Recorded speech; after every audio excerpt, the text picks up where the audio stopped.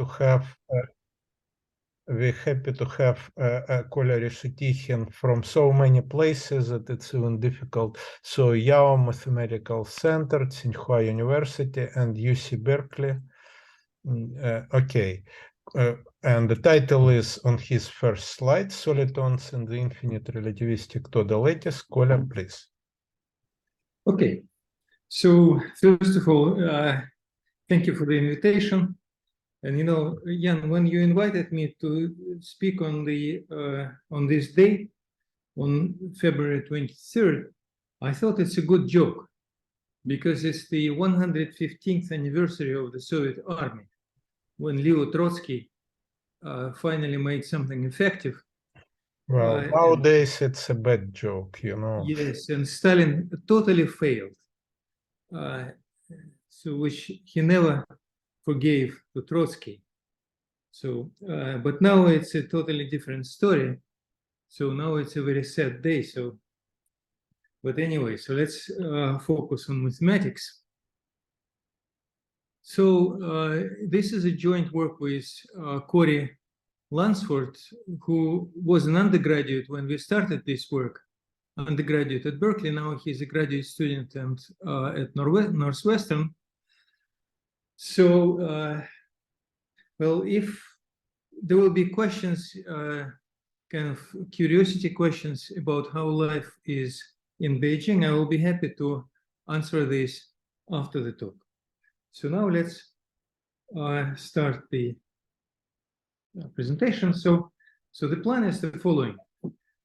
First, I will introduce what relativistic Toda lattice is as a Hamiltonian integrable system. Second, so I will describe a class of integrable systems on Poisson Lie groups, in particular Coxeter Toda systems, and this Coxeter Toda lattices. This is sort of the analog, Geo Infinity analog of what is by now well known for simple Lie groups. So then I'll describe the discrete factorization dynamics, and finally I'll explain how to derive soliton solutions for these discrete factorization dynamics. Okay, so what is the relativistic Toda system? It's a generalization of the Toda system. Maybe I should change the color. Okay, perfect. It's a generalization of Toda lattice, which I think was first invented in numerical experiments by Fermi and Ulam in the 50s, where they were just doing numerical experiments on one-dimensional elastic lattices, and were trying to create a solution that would propagate along the lattice without changing its shape. That's what is called soliton. They succeeded. They invented what's now known as Toda lattice, and Toda actually constructed the explicit solution analytically. That's why it's called Toda lattice. So, so the relativistic version of this system is the Hamiltonian system on the infinite dimensional simpletic space, which is better to consider as mappings from integers to real numbers, and Poisson brackets on the space of polynomials in these variables p and qn is given by this expression, and that's a very important assumption. We will assume that these functions, p functions, they decay sufficiently fast, rapidly decaying functions, and qn converges to c also sufficiently fast. What so c is a parameter of a theory, yeah, it's fixed or what? No, these are the variables. C is a variable or it's a constant? Because your notation, C is included in the notation for the space of sequences. No, C is a constant. Okay. Not equal to 0, yeah? It can be equal to 0. So it's a real constant. Okay. So imagine that you have a function f of x, and you're demanding that this function goes to C as x goes to plus minus infinity. And you restrict it on the lattice, yeah? So that's what. Yes, and it's the analog of this, but except function is defined only on integer points. So the Hamiltonian is the function on this infinite dimensional, as physicists call it, phase space. It's given by this expression. And if we will forget about this term, obviously the series is divergent. But if we will subtract this this term, then assuming that P goes to 0 and Q goes to C sufficiently rapidly, this is a convergent series. And so strictly speaking, I should have described the space of functions on which this Hamiltonian and other Hamiltonians are defined. But because I want to give the big picture, I'll skip these details.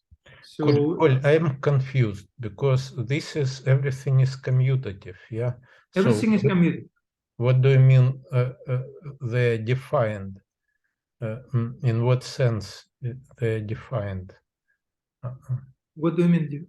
You say that you should describe the space of functions on which these Hamiltonians are defined. You mean more restrictions on Pn and Qn or what? Well, you see, I said rapidly, but I didn't quantify this. Okay. It can be quantified. Okay. It's the same as in Toda case. And for this, you can look at the book by Fadeev. But not immediately, yeah, not every participant can immediately look at this book and read it by the end of it. Yeah, but you see, that's not an important point. It's just, at the moment, it's just sufficiently rapid. Okay. And as you can see, it's a one-parametric family of Hamiltonians, of Hamiltonian functions, of functions on this symplectic, infinite dimensional symplectic space. And this function generates, given this Poisson structure, it generates a Hamiltonian flow, and it's a family of Hamiltonian flows parameterized by epsilon. And as epsilon goes to 0, this function degenerates into what is known Toda Hamiltonian. Cool. Sorry, because there are mathematicians here and they would like to understand what means H epsilon goes to something which depends on epsilon. Okay. So it's what? It's you mean that 0 term is equal to 0 as epsilon? I meant this.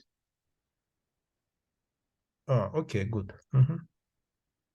Fine.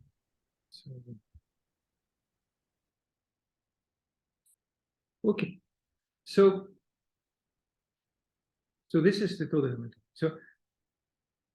So now I don't know. Do people know about integrable systems? Well, if you recall something, it will be helpful because some people do, some don't. And different schools mean different things when they speak about. No, I mean something very simple. If you have a symplectic manifold, let's say smooth 2n-dimensional manifold with symplectic form omega, so if you have a Lagrangian vibration, that's an integrable system. Algebraically, it means that in the algebra of functions on M, it's C infinity functions, so real analytic functions if M is a real manifold. If M is a complex algebraic manifold, then these are different functions. You do not require the fibers are tori. Just any Lagrangian. No, compact fibers are always tori. No, but my question is whether you require that fibers are tori, because there are some, as I said, there are schools in which this is included as part of the package. Okay, good. Okay. So, yeah. So I is the pullback of functions on B.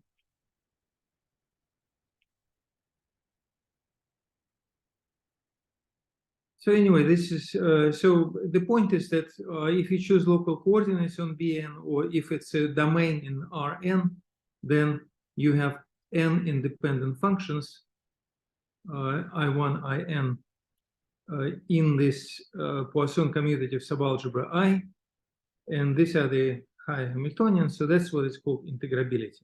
And then there is a theorem which goes by the name Liouville theorem, and it sort of describes the features of such systems. So the point here is to present high integrals for this Hamiltonian, such that they would Poisson commute with the Hamiltonian. And yeah, you know, I prepared this talk assuming that people know what an integrable system is. I had no idea that it's purely mathematical organisms. I'm terribly sorry for everyone. So, but anyway, in your definition is just a maximal Poisson commutative subalgebra. It's a maximal Poisson commutative subalgebra. Okay, and the algebra of functions on a symplectic manifold. Okay, good. Yeah, in our case, symplectic manifold is this symplectic infinite dimensional space, and what are functions on this infinite dimensional space should be clarified, but from this. And in which sense it is symplectic, it also should be clarified because it's infinite dimensional. Yeah. So anyway, so the goal of this talk is to present at the end of the day solutions to equations of motion for this Hamiltonian, which is the following.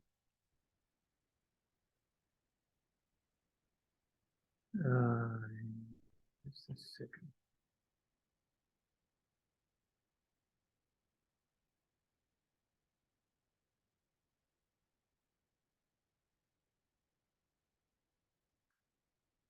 So equations of motion.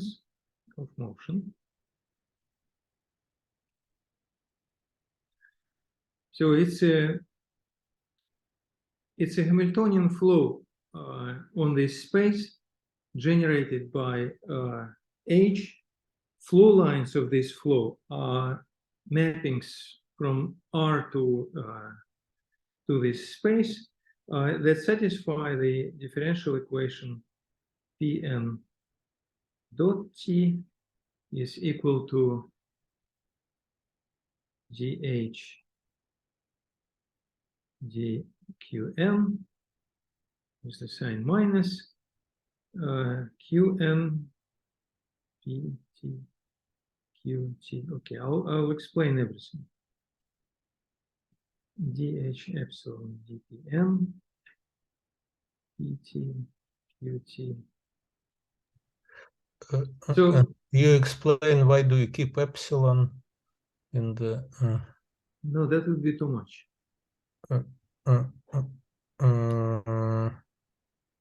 But why do you keep epsilon? Why do I keep epsilon? Because it's a family, so epsilon parameterizes a family of integrable system.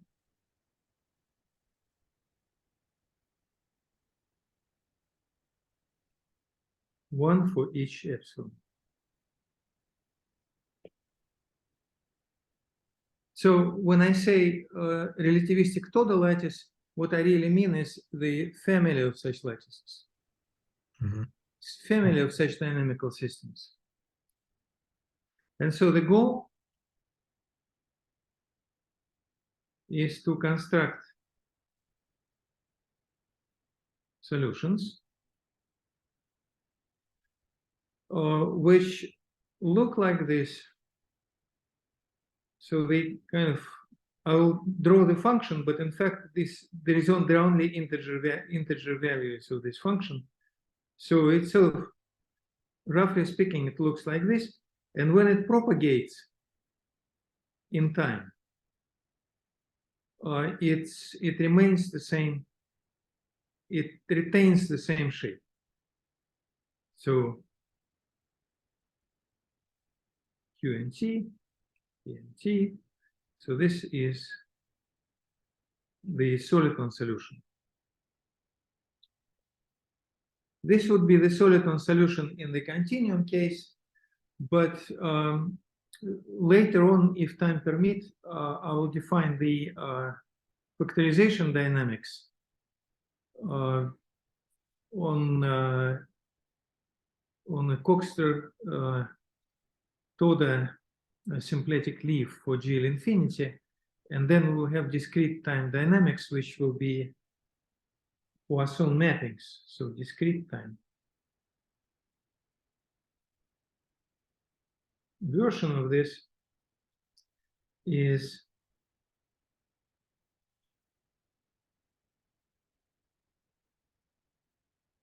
Poisson mapping.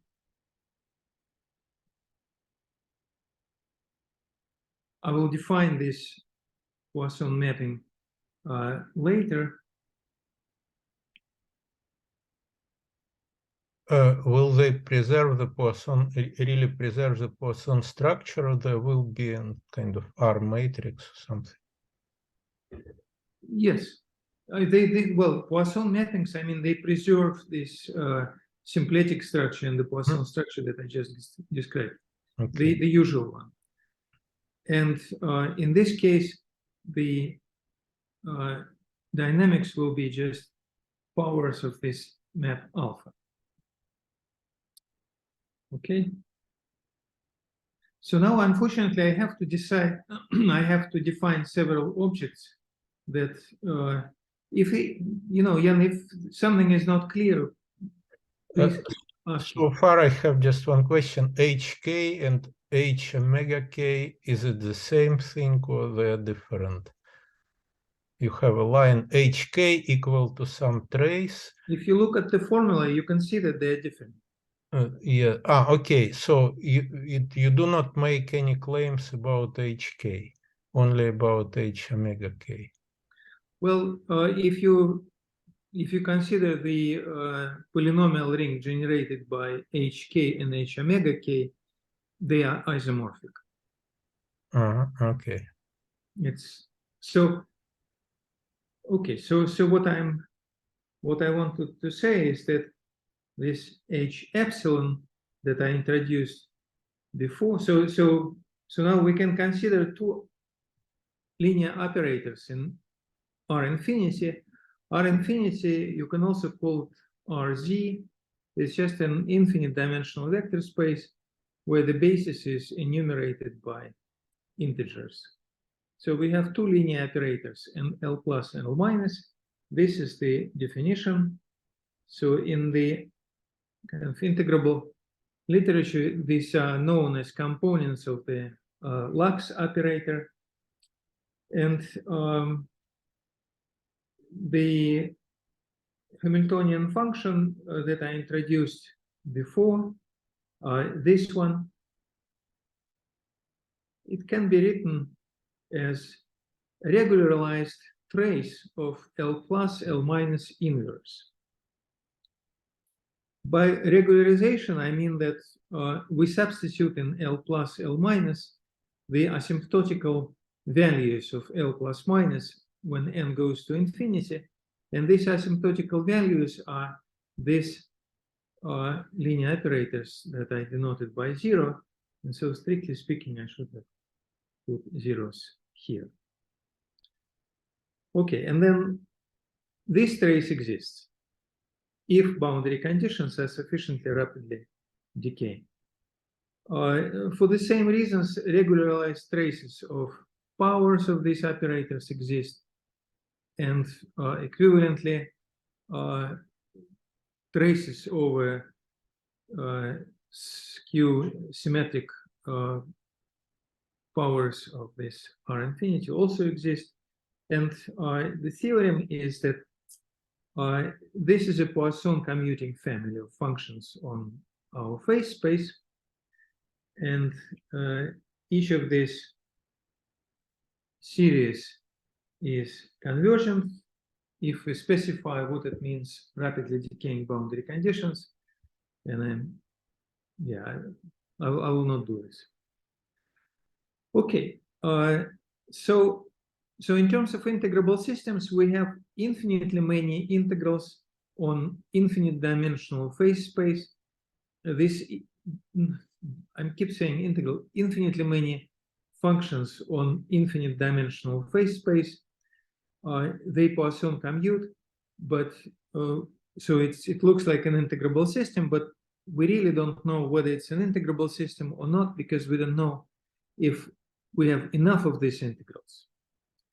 So for Toda system, for Toda, yes, it's an integrable system. For relativistic Toda, as we will see also, yes. So now I want to remind a story about cluster variables, cluster varieties, and simple Lie groups. So suppose that G is a simple complex algebraic group, fix Borel subgroup in there, let B minus be the opposite Borel. So then we have the Cartan subgroup, and so the normalizer of Cartan subgroup is a subgroup in G. It has a normal subgroup, which is the Cartan. The quotient, the normalizer over the Cartan, is the Weil group, is isomorphic to the Weil group. And G has two Brugge decompositions. It has more decompositions, but for each B and B minus, it has its own Brugge decomposition.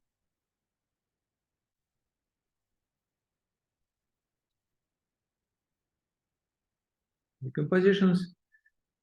And we can, so these are two different decompositions of the same space, two different cell decompositions. So we can intersect these cells and we will have more refined cell decomposition of G.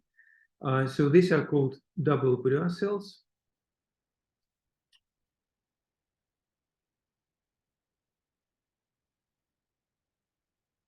And what's remarkable about these double Brugge cells is these are so-called cluster varieties.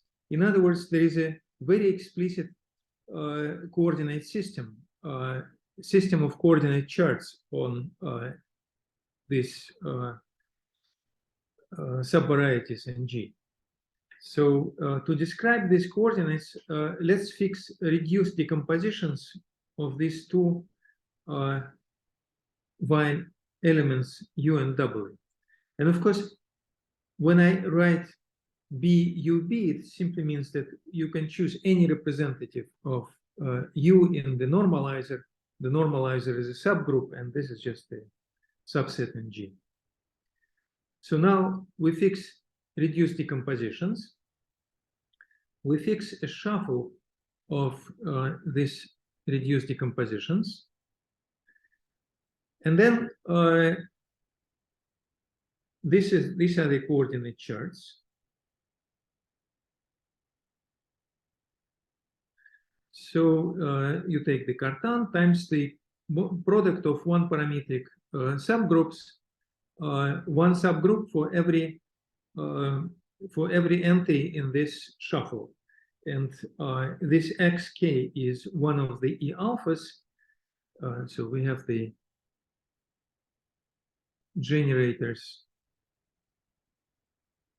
We have the basis in the Lie algebra given by simple roots and some basis in the Cartan.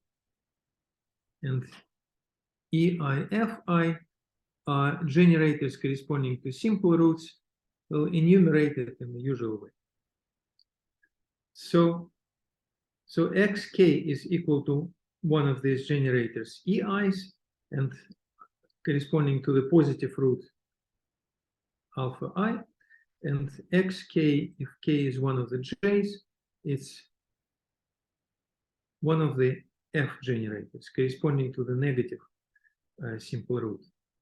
And then there is a beautiful theorem by Fomin and Zelinsky, which generalizes similar result by Lustig for Borel subgroup, which states the following, that this subsets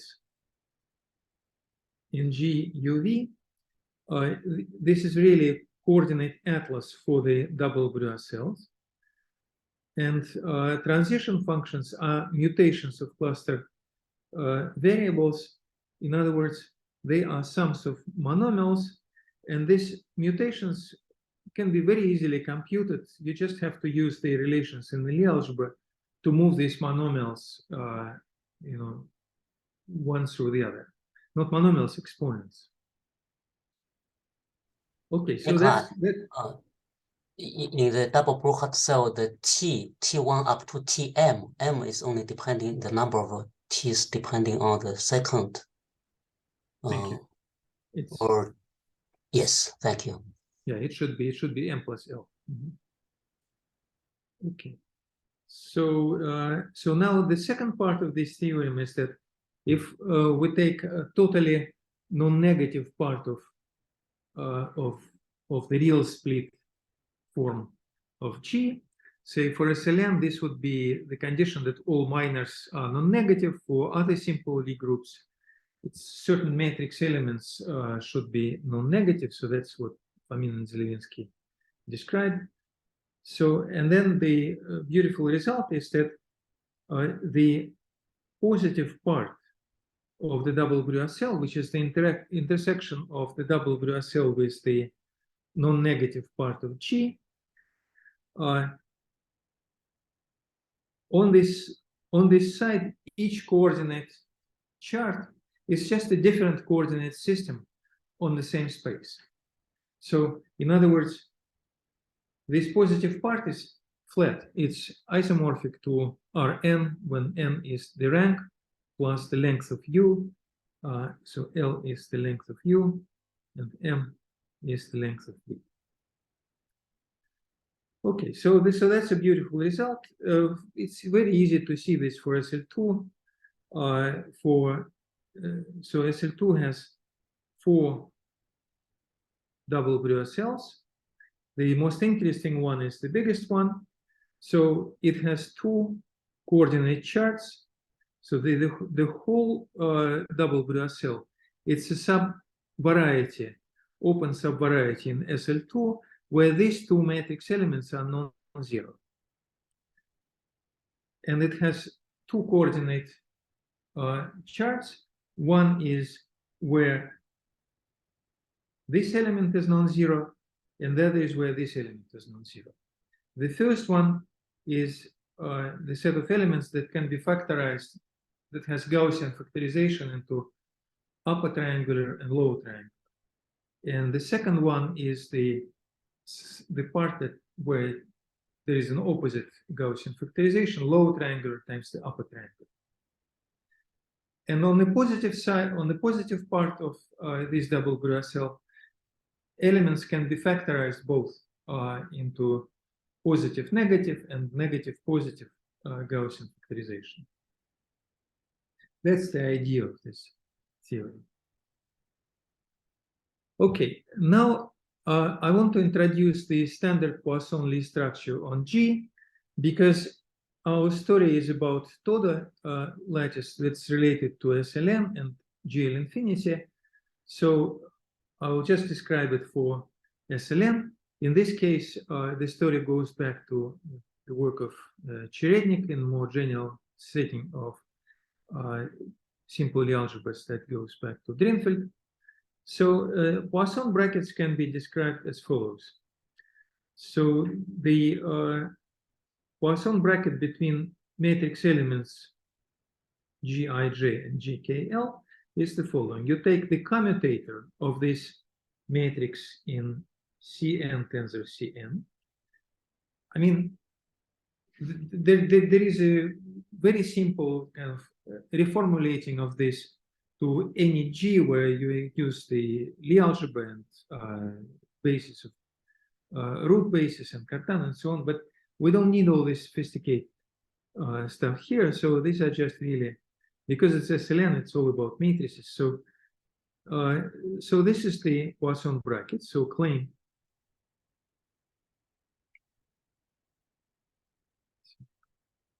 Poisson bracket. In other words, it's a Lie bracket on the space of algebraic functions on SLN, and it's a Poisson structure in the sense that it acts by derivations on the commutative algebra structure. So it's a Poisson bracket, and this Poisson structure it's a Poisson Lie structure. In other words, it's compatible with the group multiplication. The group multiplication is a morphism of Poisson varieties. So this Poisson bracket can be written in this form. I hope it's completely clear. So this matrix is just matrix element of this operator, this matrix element of this operator, and these are matrix elements of this. So this is an operator acting in Cn cross Cn. So now let's consider just characters of finite dimensional representations. Let's look at the Poisson bracket between two characters. So by definition, it's trace over V tensor W, G tensor 1, 1 tensor G, and then yes, sorry, so this is for when this is for n by n matrices, but then you can apply the representation mapping, and then this will be true for any finite dimensional representation. And this is what I use here. So then it's the trace of the commutator G, and this is zero by the cyclic property of the trace.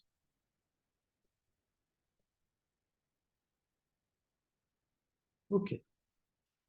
So now let's construct an integrable system, and by an integrable system I mean a symplectic manifold, symplectic variety of dimension 2n, on which you have n Poisson commuting functions. So G is a Poisson manifold. Poisson tensor is degenerate, so it has some symplectic leaves, some complicated structure of symplectic leaves. And the idea is the following. You take these functions, HV, which is the restriction of the character to a symplectic leaf.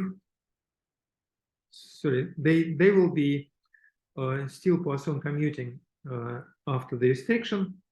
And so this we will have Poisson commuting subalgebra in the algebra of functions on S. It will have rank, number of maximal number of independent functions, independent elements. There should not be greater than rank of G. And so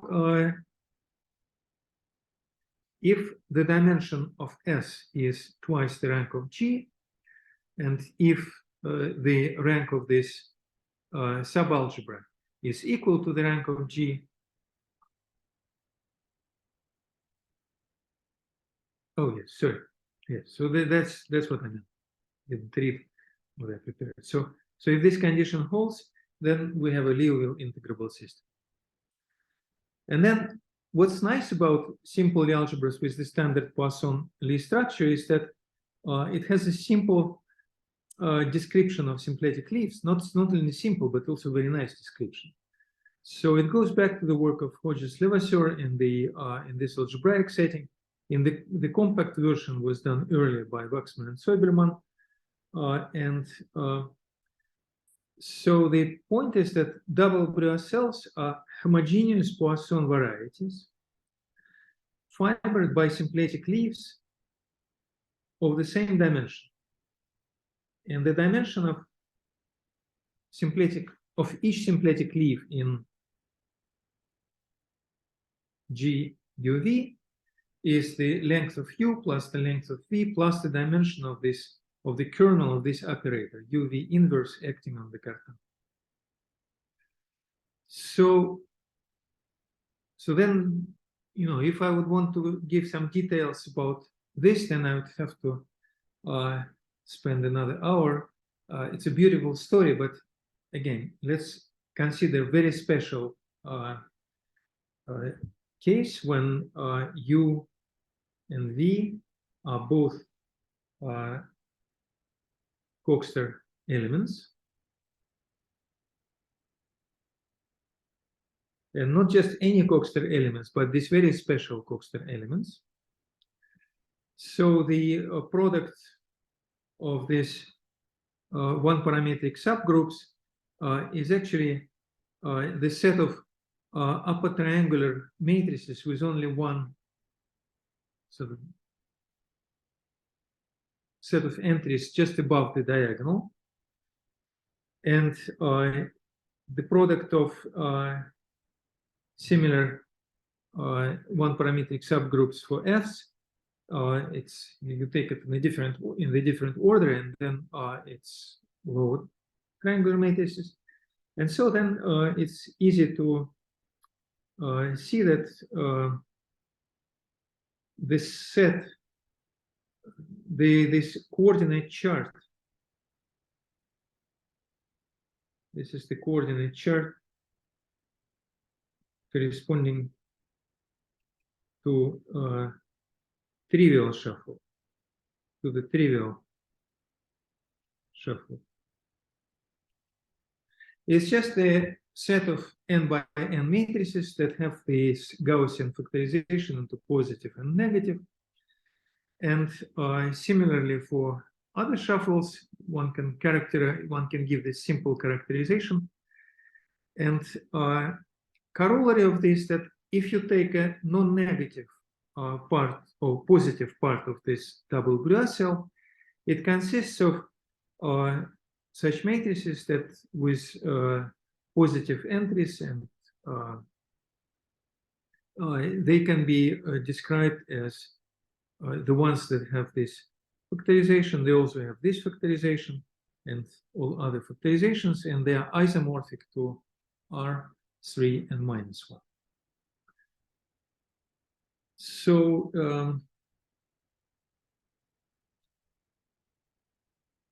yes, and because the cluster coordinates are global, so we can characterize this matrices in this way. So now these are the coordinates,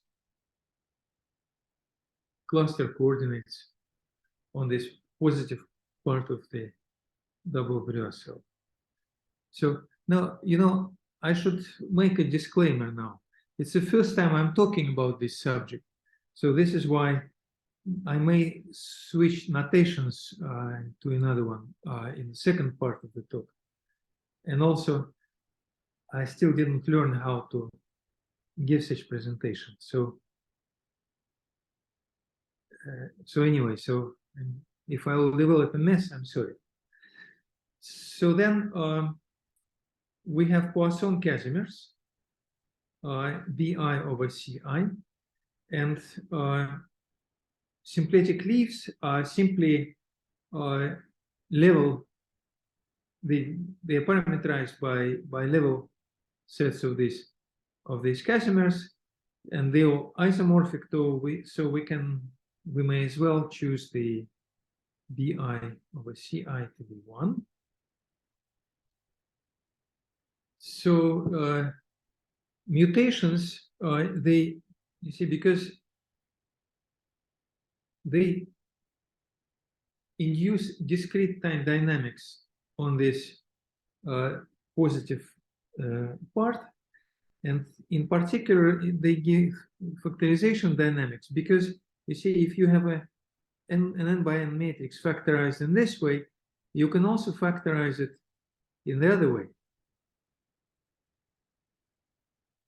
And so this gives the definition of the time evolution. So at time t plus 1, this matrix is defined by the exchange of the factorization factors in the factorization at the time t. So in other words, this defines the mapping. So this shouldn't be here. So this defines the mapping from G identity CC positive to itself. Simpletic homomorphism.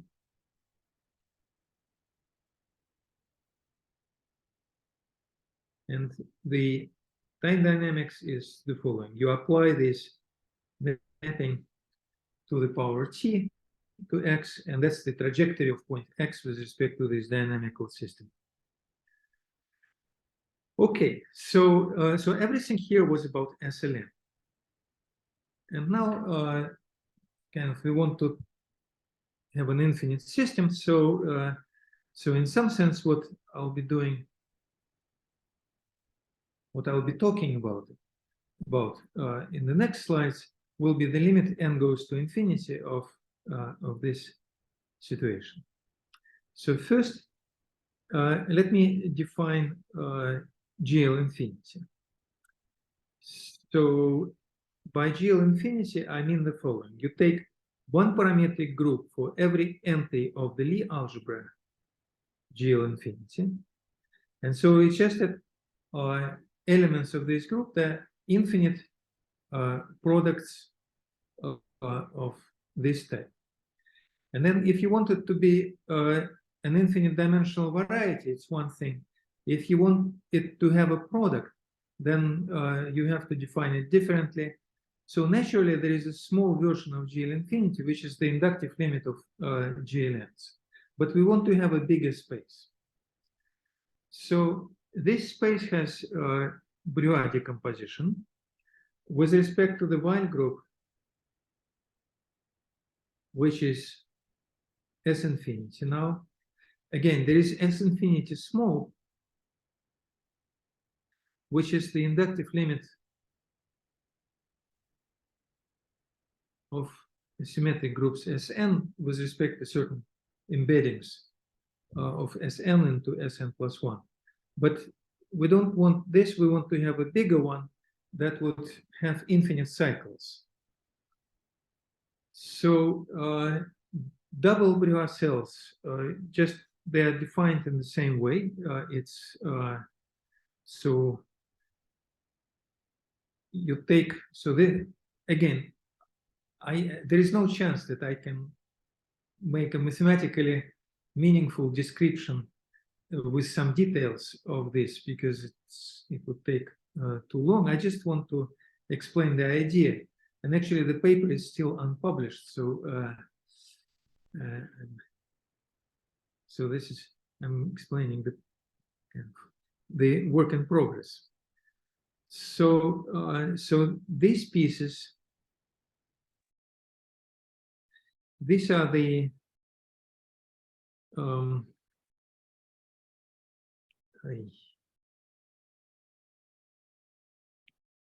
these are the GL infinity UV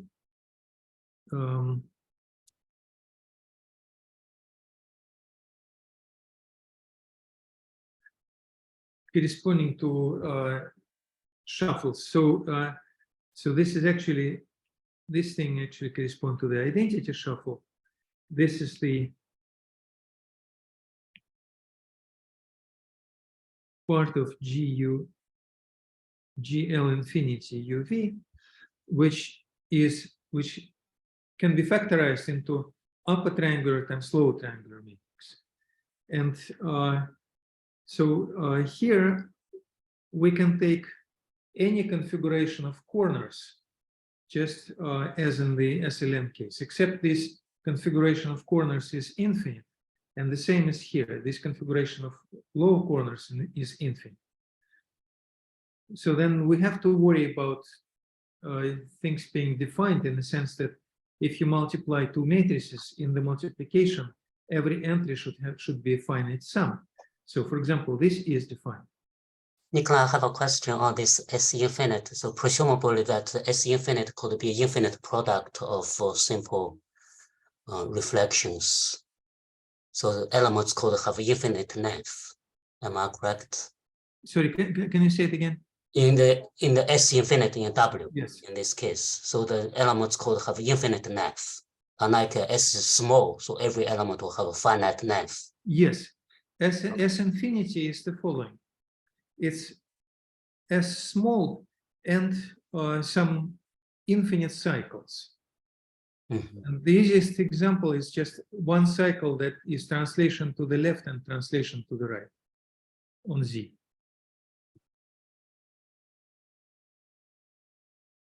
So these translations to the left or translations to the right on Z, they don't belong to small S infinity. Yeah, thank you. Mm-hmm. Okay, the standard Poisson Lie structure is given by the same formula, but I want to put epsilon here just for the accountability. So if G is this one that can be factorized into positive and negative part, this sum is finite. So this Poisson bracket is actually defined. So these double Breuer cells are fibered over infinite dimensional torus. Fibers are symplectic leaves. Again, there is a long story here that I'm skipping. And finally, because we are interested in a very specific, this Coxeter-Toda dynamical systems, so let's focus on the case when both elements U and V are Coxeter elements, which is simply, I say cyclic translation. I shouldn't have cyclic translation. Cyclic would be in the finite case. It's just a translation. Translation on Z.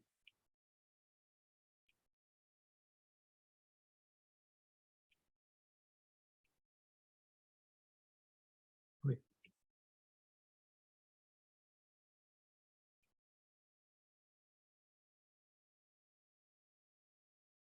Okay. So, so this is what we'll focus on. So this is the Coxeter double Breuer cell.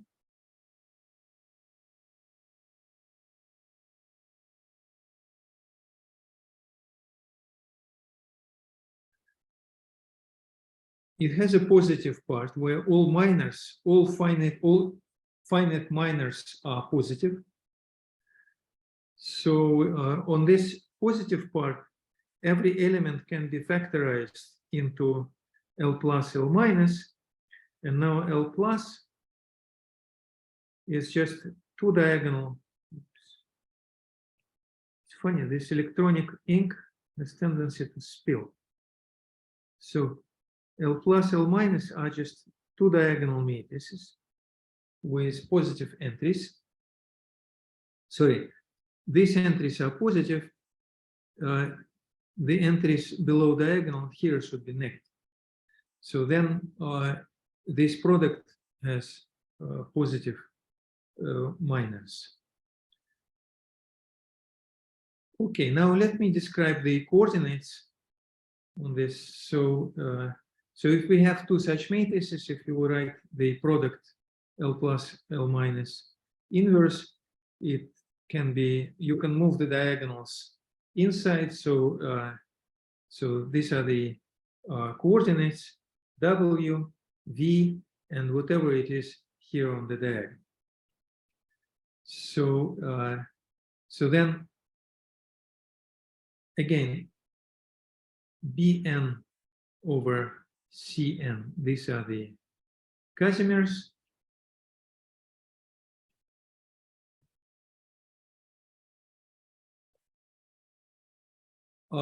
Choose symplectic leaf where the ratio, the value of these Casimirs is always 1. All others are isomorphic to this one.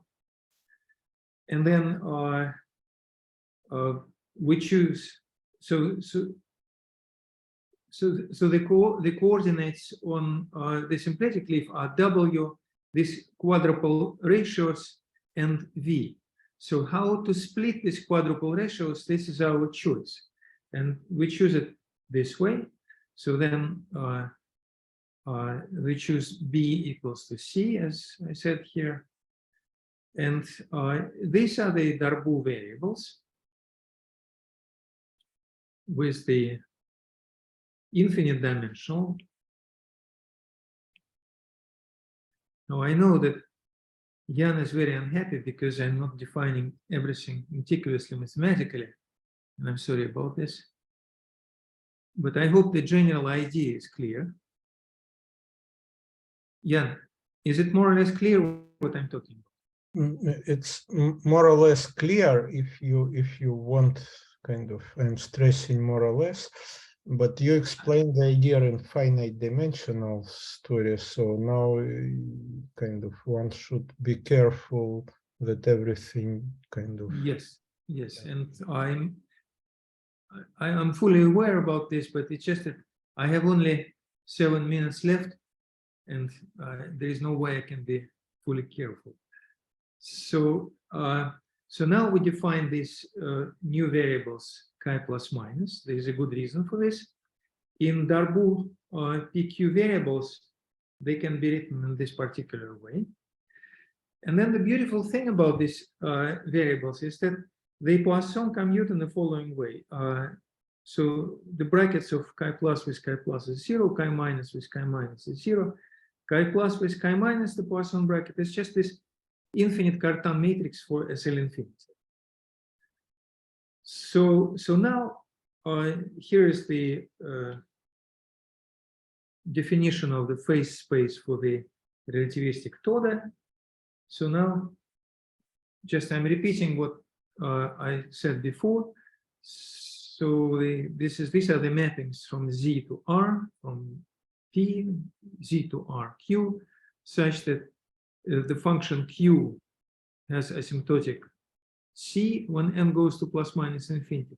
The function P converges to 0, and I want to say here, no, why? So rapidly, and again, there is a way to quantify it. It's just a minor generalization of what is well known for the usual Toda system, but this is it. So I'll be using these coordinates chi plus minus, and so now Hamiltonians in the relativistic Toda, in relativistic Toda lattice. So now it's an infinite lattice. So it's just as I was explaining before. It's given by this trace.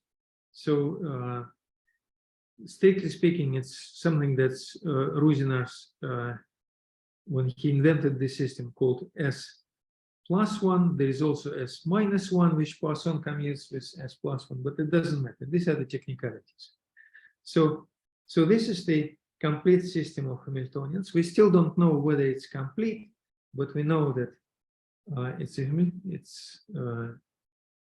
infinite system of Hamiltonians, and we know that they all Poisson commute. So I proved the I've explained how to prove this statement at the beginning. So now we have the factorization dynamics, which is defined in this particular way. That's the dynamics that we have for SLL. So for simple finite dimensional Lie groups, that was defined in the paper with Hoffman, Kellenbach, and Kutz in 1999. So, so now we have infinite dimensional space, discrete time dynamics, infinitely many Poisson commuting Hamiltonians. The question is whether it's an integrable system or not. So now we have to do some hard analysis. So we have infinite two diagonal matrices L plus minus with certain boundary conditions at plus minus infinity. So we want to look at the spectral problem. So the point now is to do the following, to do the transform, spectral transform.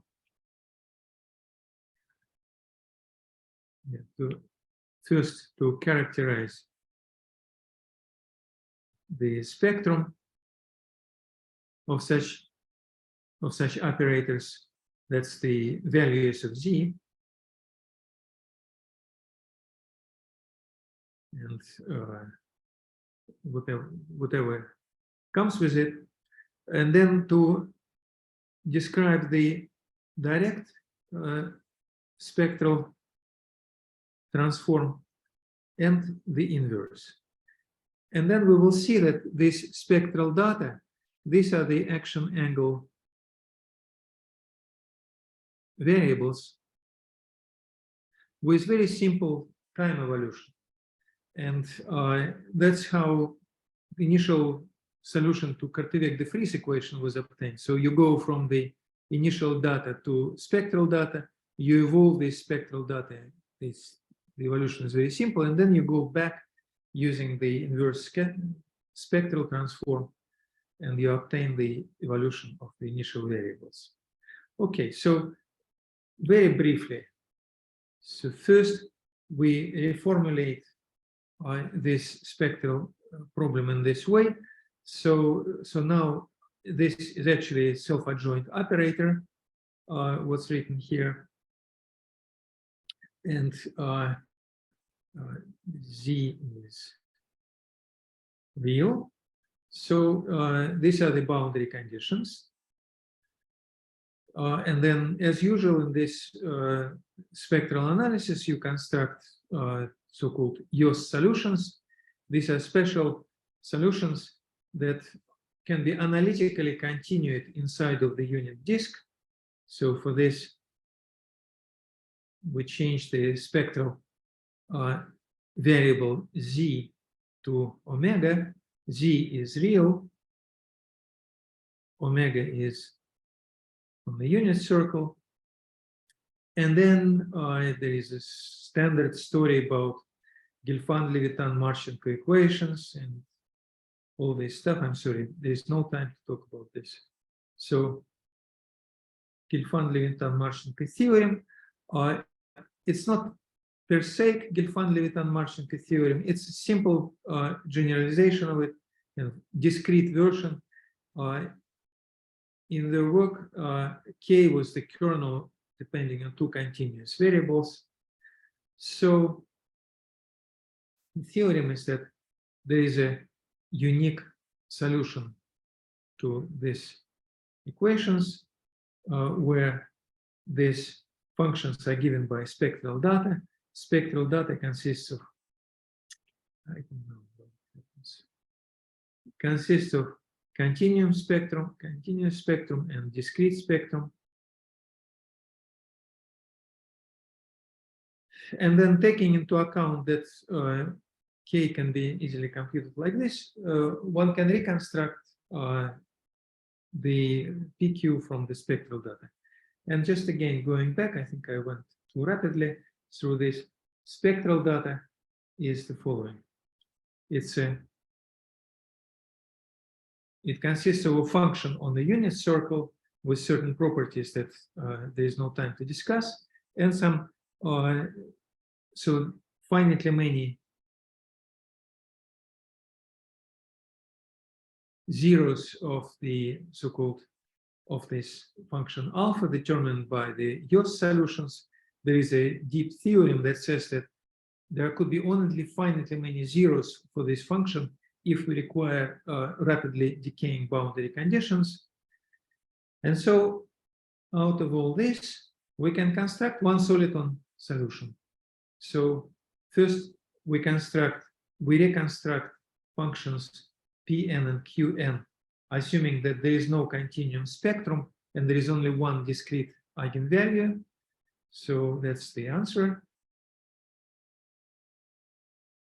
And then with some work, one can really construct the time evolution of this thing. And that's the one soliton solution. And then similarly, one can construct n soliton solutions. And then one can prove the integrability by transforming these variables P and Q to spectral data. And as it happened, spectral data are action angle variables.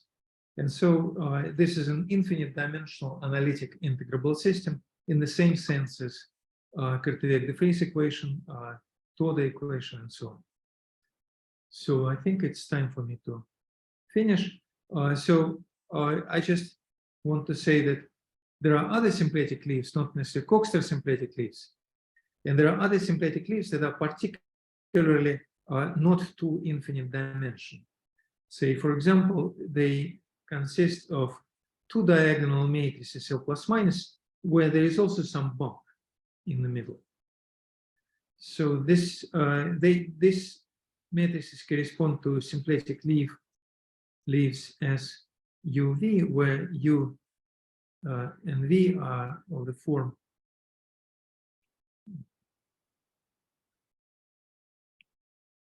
U is some finite U0 C, and V is also the same U0 times C, and C is the infinite translation, the Coxeter element. So this is an infinite dimensional, it's a conjecture, so-called superintegrable system. And again, with solitons, and the whole project started really as a warming up exercise to address this problem, because it's just interesting, nobody have done this, to see how solitons scatter on these bumps. So that's okay. That's the end of my talk. Thank you very much. By the way, is there an analogous spectral curve in this? Sorry? Spectral curve. Spectral curve. So this transformation from Z to omega, I would not call it spectral curve. It's rather a transformation from one variable to the other. If you consider periodical solutions, then yes, there is a spectral curve. And what is it? Because you are in infinite dimensions. So, well, you know, say for example, affine SLN can be embedded into Geo Infinity as periodic matrices. okay. And so you can consider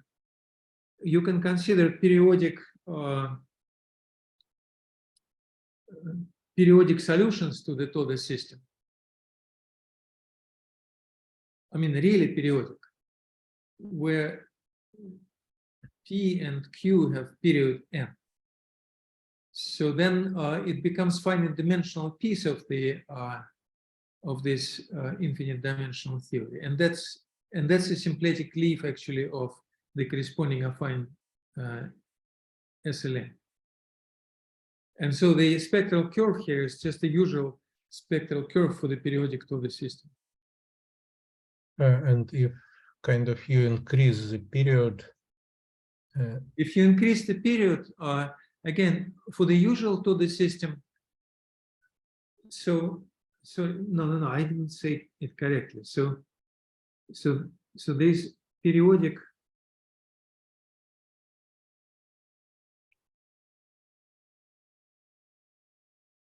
periodic relativistic Toda.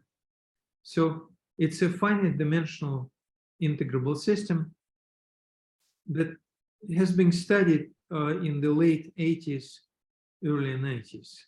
Spectral curves were derived and everything else.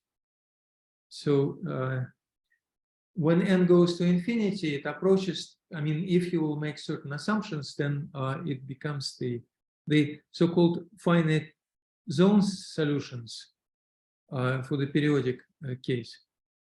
They will become soliton solutions. They will converge to soliton solutions. Exactly how they converge, the estimate of convergence rate, I don't know who has done this. Probably somebody did it. Okay, thank you. More questions?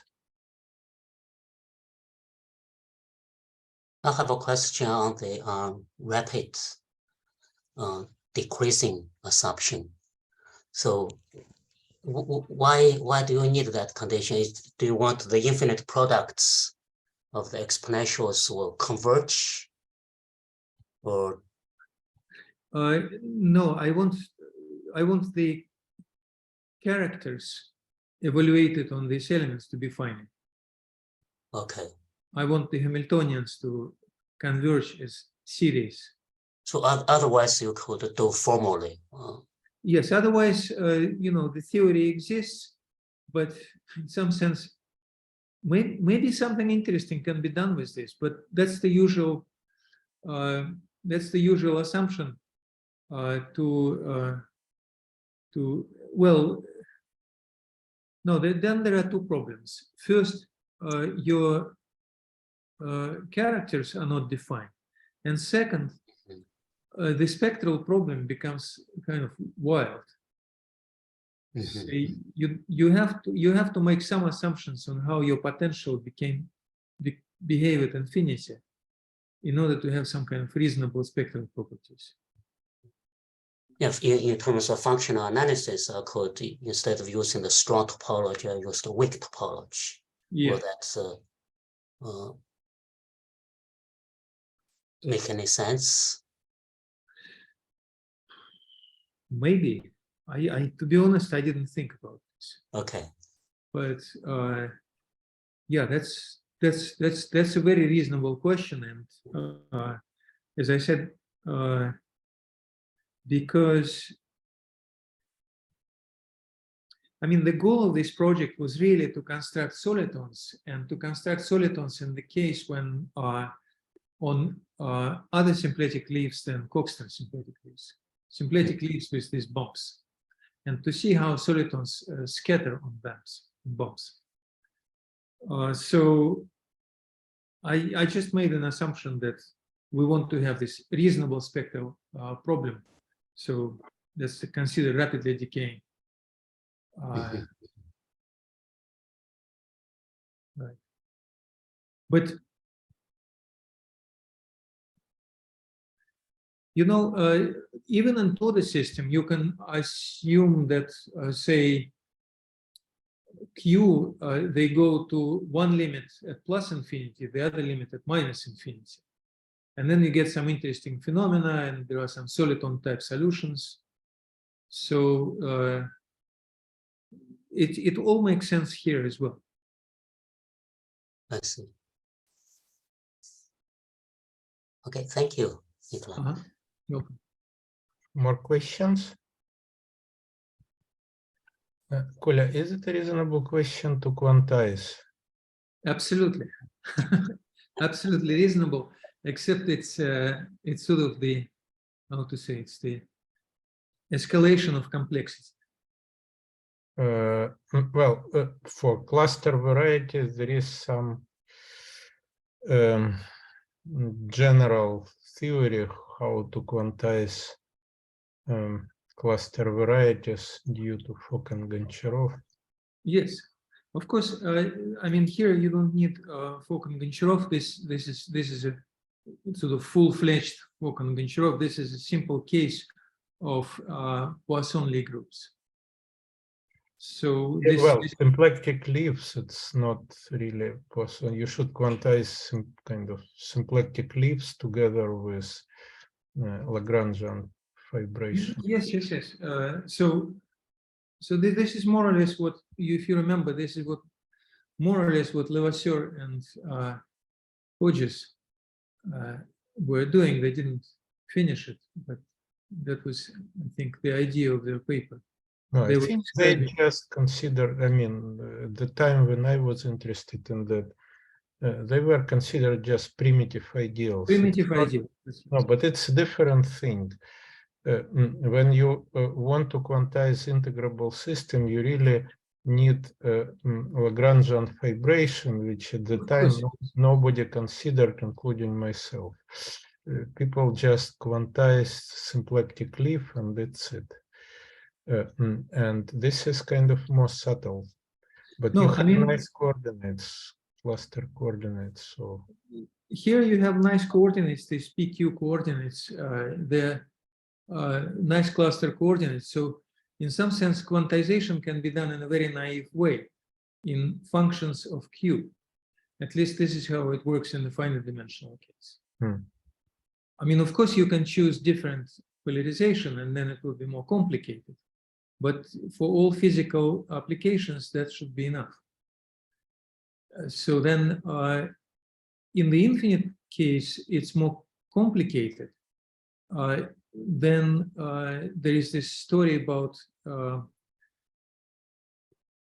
so then you really have to construct quantum field theory. That's what quantization means in the infinite dimensional case. For the Toda, this was first, I think this was first done by Sklenin when using the technique of separating variables, separation of variables.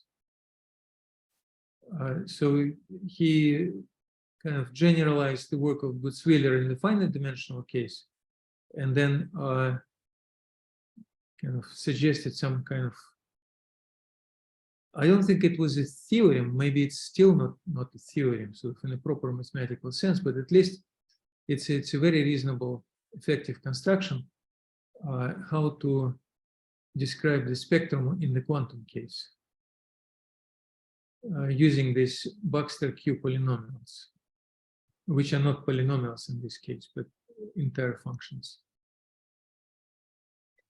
So yeah, in the relativistic case, it should be something similar, but it's definitely hasn't been. Well, I think it hasn't been done. I'm not sure. Okay, so more questions? Well, if there are no more questions, so thanks again. And Koля, can you send this revised notes with corrections and annotations? Yes, so with my marks, but they're Yeah, not revised notes. So well, revised it's in the real time, yeah. okay. Yeah, all right. Well, thank you very much. Thanks for the interesting talk. And this is it for today.